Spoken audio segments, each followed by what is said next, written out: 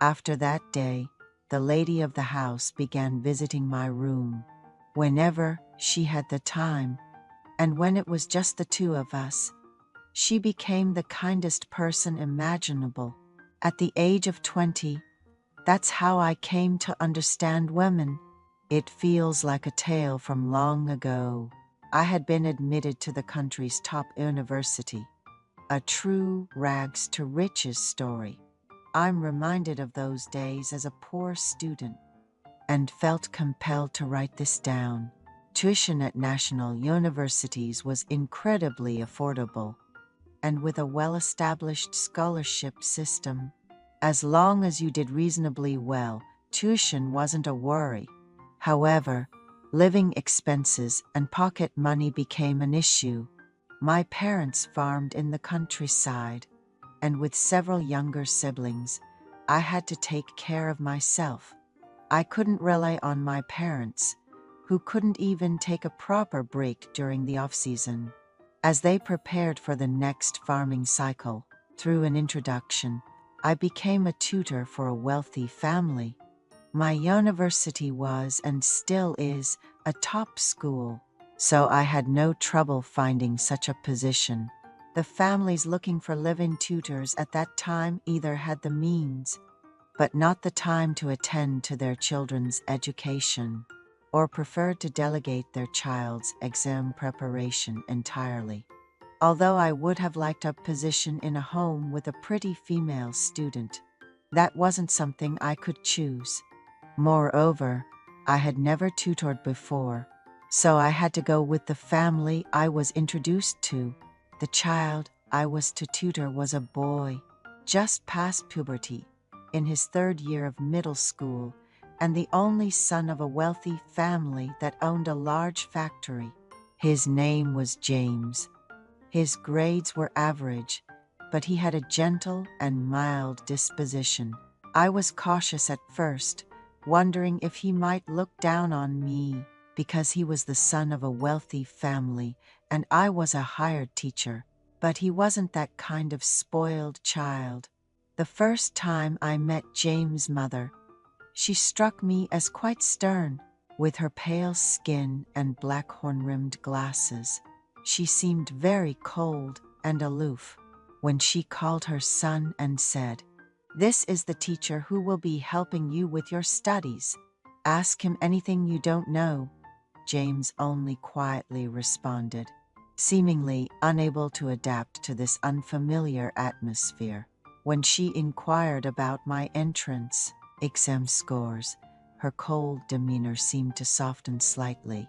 She then mentioned how she envied our parents, which also helped to ease my tension. The lady of the house showed me to my room. It was a two-story house, and she told me to use the room right next to James's. It was the smallest room in James's house, but having my own room there made me feel at ease. I had been introduced to James's family in the middle of the summer break, staying uncomfortably in a senior's apartment. But upon seeing the environment at James's house, I immediately decided to move in. James' mother set 3 conditions. First, considering you're a young student with probably a lot of friends, make sure not to stay out past midnight. There should be no bringing friends over to the house, and if you come home after mealtime, you're responsible for your own food. I thought these were perfectly reasonable requests. She also mentioned that the pay would be fair, in line with what other households offer, and that there might be a little extra for improved grades, so she hoped for diligent effort. If you happen to want something to eat outside of meal times, you're welcome to use the small kitchen on the 2nd floor to make ramen or similar. Just be sure to clean up after yourself. It wasn't that I was expecting special treatment, but facing a parent who spoke so coldly was disheartening. I had brought a few clothes and my own bedding, but the housekeeper suggested I not use them, saying, "You might prefer not to use those. The lady of the house has bought new bedding so please use that instead. After being introduced to James' family by a senior, I returned to their home after having dinner and some drinks with my senior in front of the house. The lady of the house remarked, "What would the child think of you coming home drunk on your first day as a teacher? Is it okay for a university student to wander around drunk? Please pay more attention to self-management from now on." Her tone gave me chills. Is being wealthy something to brag about? I got into the top university in our country without even attending a preparatory academy.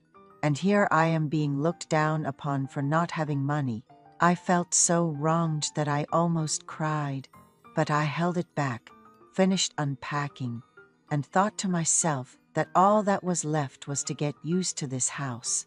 As soon as I covered myself with the new blanket, I fell into a deep sleep, even if it was just for a short while. That's how the day went. The lady knocked on my door and then started opening my wardrobe. Seeing my shabby underwear and the few clothes I had, I wished for a mouse hole to disappear into. "You can't stay in our house on the days you come home drunk. Just so you know," she said flatly. I bowed my head and promised to be more careful in the future. Teaching James began, and honestly, the middle school exams were predictable. It was clear what kind of questions would come up. After advising James on what to focus on and to study, he came back with good grades. Following this, James' parents' attitude towards me changed slightly. Beyond my monthly salary, they started giving me bonuses, and it seemed like we were having meat dishes more often than usual. Mrs. Smith always had a frosty demeanor, and it was hard to find a smile on her face. James was an average student in my class until I started tutoring him, and then he began to excel, much to everyone's surprise. Mr. Smith, always busy with his business, was thrilled with his only son's improvement and decided to throw a party to celebrate. He bought an enormous amount of groceries, and with the help of the maid, they started preparing. When I offered to help, Mrs. Smith suggested I try a foreign liquor her husband had brought back from a trip. It was my first time trying whiskey, strong but smooth. I was over the moon knowing my students' success led to a bonus and a party.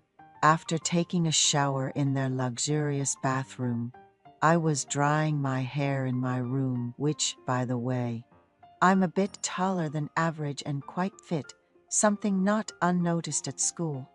Mrs. Smith, bringing snacks, accidentally walked in on me undressed, dropped the tray and hurried out. Realizing my mistake in not dressing sooner, I was embarrassed, but it seemed unnecessary to lock my door after all. However, Mrs. Smith's attitude towards me subtly changed after that incident. She even bought me new underwear, telling me to feel more at home and no longer worry about such chores. I thanked her, mentioning my salary, but she insisted it was a gift, considering me like a son. It was hard to adjust to this new warmth from her. One evening, with Mr. Smith away, Mrs. Smith, James, and I had dinner. After cutting some mangoes, she suggested watching a popular TV show, but James went to bed early. Mrs. Smith then expressed a wish for us to spend more comfortable time together. The cold beer and the mango were a revelation. Mrs. Smith, usually so formal, was dressed casually, perhaps because her husband wasn't home. Feeling tipsy, I excused myself to bed, but she later knocked on my door, confessing she couldn't sleep well alone and asking for my company. That night, any awkwardness between us vanished. From then on, Mrs. Smith would visit my room when she could, and we shared a closeness unlike any other. At 20, that's how I came to understand women.